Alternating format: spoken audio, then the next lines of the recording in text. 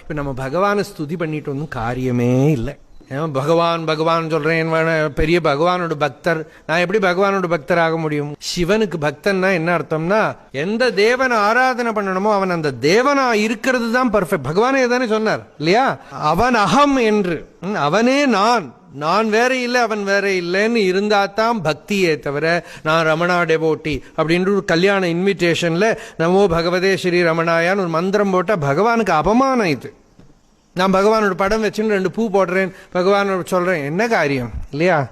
பகவான் சொல்றத குரு சொல்படி நடக்க வேண்டும் அப்படின்னு பகவான் சொல்ற. அப்படி என்னால இருக்க முடியலையானால் பகவானா இருக்கிறது தான் பகவானா இருக்கிறதுனா தப்பா எடுத்துக்காதீங்க. நான் கோமணம் கட்டிண்டு மொட்டை அடிச்சுட்டு நான் தான் ரமண மகர்ஷின்னு சொன்னேன்னா இரண்யகசிப்பு. அது இல்லை பகவானா இருக்கிறது. பகவானா இருக்கிறதுனா என்ன அர்த்தம்? நான் இல்லாம ஆகணும், நான் அற்ற நிலையில இருக்கணும், எந்த மோகமும் இருக்கப்படாது.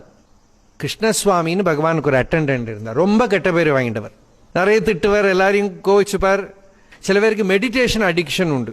அவளுக்கு சின்ன சத்தம் கேட்டால் கூட, அதுவும் வெள்ளக்காரா உண்டு, அவளுக்கு ஒரு சின்ன சவுண்டு கேட்டால் கோபம் வந்துடும். இவளுக்கெல்லாம் கிருஷ்ணசுவாமி ட்ரீட்மெண்ட் தான் சரியாகும். ஏன்னா அவள்லாம் பகவான் சந்நிதியில் உட்காந்து இப்படி மெடிடேஷன் பண்ணுறத ஆகாசவாணி அப்படின்னு ரேடியோ ஆன் பண்ணி விடுவார். வானொலி நிலையம் அப்படின்னு பெருசாக ரேடியோ ஆன் பண்ணி, அவர்கிட்ட போய் பேச முடியாது. அண்ணாவே சொல்லுவா, அவர்கிட்ட போய் ரேடியோ ஆஃப் பண்ணி எழுந்திருந்து போடி அப்படின்னு விடுவார். இப்படிலாம் தான் பேசுவார் அவர். இதெல்லாம் பகவான் கிட்ட இருக்கிறது. அதனால்தான் ஒரு அம்மா அவரை பார்த்து சொல்லிட்டு, பழுத்த மரத்துல கொழுத்த முள்ளு அப்படின்னு.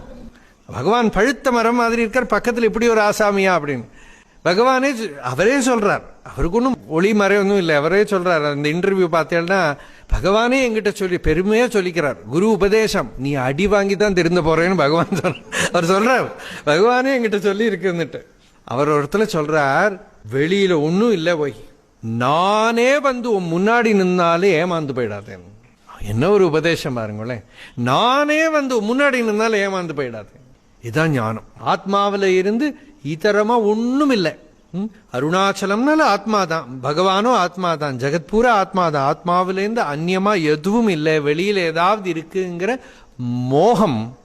மோகம்னா என்ன?